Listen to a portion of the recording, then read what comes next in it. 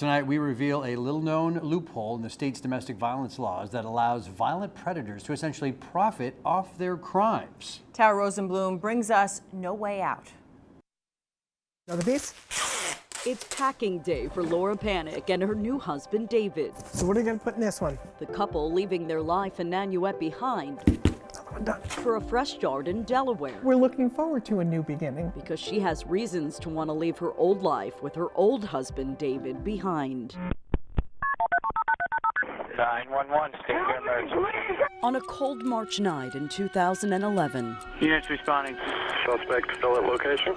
along the typically tranquil Lombardy Road in the tucked-away hamlet of Pearl River, Please help me! officers rushed to an urgent call My husband just tried to kill me! of a domestic dispute Okay, what happened? He choked me with a rope! that came seconds away from turning deadly. He choked you with what? Help me, please! Where are you? Oh my God! That voice you hear gasping for air? Yes, it belongs to Laura Panic. I never in a million years dreamed that he would do something like this to me. And this is her first time speaking out publicly about the darkest day of her life. We were having some difficulties over his infidelities. And when I really confronted him on it, he got super angry. Angry enough that her then husband, David Van Doren, came dangerously close to killing her. He got up, pushed me against a wall in the basement, pulled down a noose that he had formed already, wrapped it around my neck, pulled it tight and looked me right in the eye and said, "Now you're gonna die." I lost consciousness. I can't remember how I got out of that. To this day, I can't remember. I just remember running up the stairs from the basement, grabbing the phone, running outside and calling the police. Are you injured? Yes! Are you able to go to the door to meet the police officer? Yes! The doctors at the hospital told me point blank, "We're amazed you're still alive." It would have taken maybe another 30 seconds for me to have died. The physical wounds took months to heal, but the recently retired nurse says emotionally, she's still black and blue. And I'm still not back to 100% normal. Because she says her journey for justice is far from over. I was going back and forth to courts for weeks.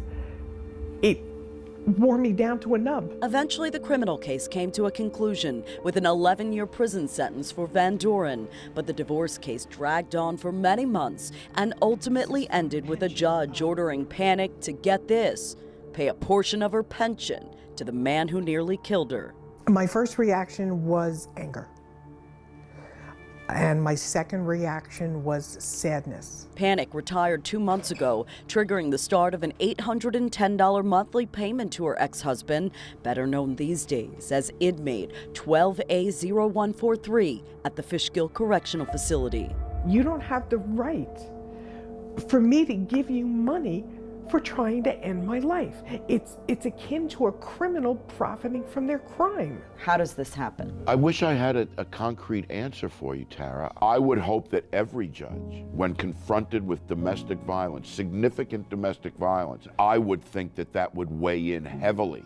New York Supreme Court Justice Louis Lubell sits on the bench in nearby Westchester County. This is not an issue that we take lightly, nor is it an issue that we abandon. But I can say that there are people and various entities that I'm aware of that are lobbying for a change in the laws that they would believe to be more fair and equitable. And if we are called to task and new legislation is put into effect that will be binding on the judiciary, then I will be guided accordingly. One of the lawmakers fighting for such change To think that this is happening today, is Senator David Carlucci. this is way overdue. I think when people realize that this is happening, they say, oh, that couldn't happen. No, it is happening. Carlucci has just proposed a bill that would require all criminal convictions to be factored into divorce proceedings, a decision now discretionary, with the goal of preventing all convicted batterers going forward from collecting on their victims' assets. Victims' advocacy groups like the Center for Safety and Change agree.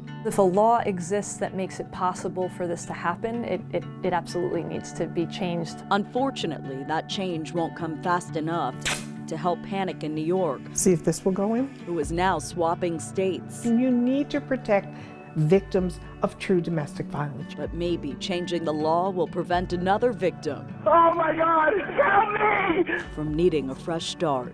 Cut for me? Got it for you, baby. Tara Rosenblum, News 12. Powerful stuff. Now, you can find an interactive database and a list of resources at news12.com. Just click on the Turn to Tara tab.